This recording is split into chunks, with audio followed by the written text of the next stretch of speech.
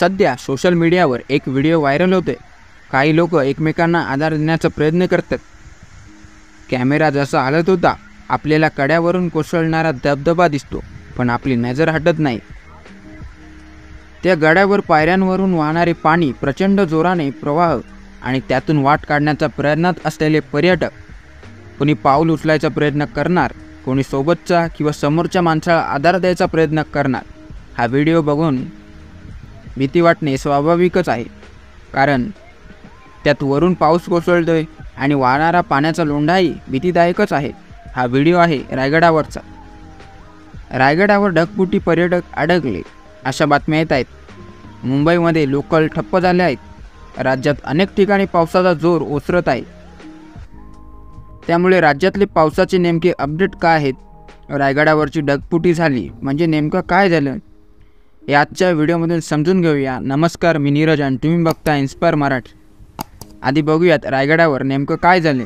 तर 7 जुलैला रविवार होता, अर्थातच सुट्टीचा दिवस। पावसाळी वातावरण बघून अनेक पर्यटकांनी रायगडाला भेट दिली, पण फक्त किल्ल्यावरच नाही तर संपूर्ण कोकणामध्ये तुफान पाऊस सुरू होता। रविवारी किल्ला बघून पर्यटक महादरवाजामधून खाली उतरत होते। तेव्हाही पाऊस होता, पण थोड्या वेळात पावसाचा जोर प्रचंड वाढला। महादरवाजाच्या पायऱ्यांवरून पाण्याचे लोंढे वेगाने वाहू लागले आणि गड उतरणारे पर्यटक यामध्ये अडकले। काही स्थानिकांनी महादरवाजातून पहिल्यांदाच धबधब्यासारखं पाणी वाहत असल्याचं सांगितलं।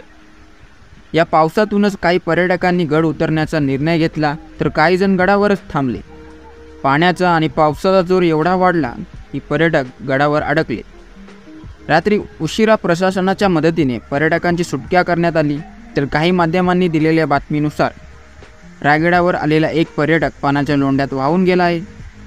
पुणे रायगडावर ढगफुटी किंवा ढगफुटी सदृश्य पाऊस झाला म्हणजे नेमकी काय झालं? ढगफुटी होते कशामुळे? ढग उंचीवर गेल्यानंतर वाऱ्याचा वेगही वाढतो आणि मग पाण्याचे थेंब वेगात वाहायला लागतात। एकमेकांना धडकून आणखी मोठे होतात। वाऱ्याचा वेग मिळालेले उंचीवर पोहोचलेले हे पाण्याचे थेंब एका ढगात सामावले जातात। ढगवर घेऊन जाणारा हवेचा झोत एका पॉईंटनंतर वेगाने खाली येतो। यावेळी हवेच्या झोतामुळे ढग आतूर राहिलेला पाणी वेगाने खाली कोसळायला लागतो। हवेचा उभा झोत आता जमिनीच्या दिशेने आलेला असतो, ज्याला डाऊनड्राफ्ट म्हणतात। किपग्राफ डाऊनड्राफ्टची ही प्रक्रिया ढगफुटीला कारणीभूत ठरते। आता रायगडावर उपाययोजना काय करण्यात आल्या आहेत, तर 8 जुलैपासून 31 जुलैपर्यंत रायगडावर पर्यटकांना प्रवेशबंदी करण्यात आली आहे। पायऱ्यांचा मार्गही बंद करण्यात आला आहे आणि रोपवेसुद्धा जे पर्यटक गडावर अडकले आहेत त्यांना रोपवेच्या माध्यमातून खाली उतरवण्याचं काम सुरू केलं।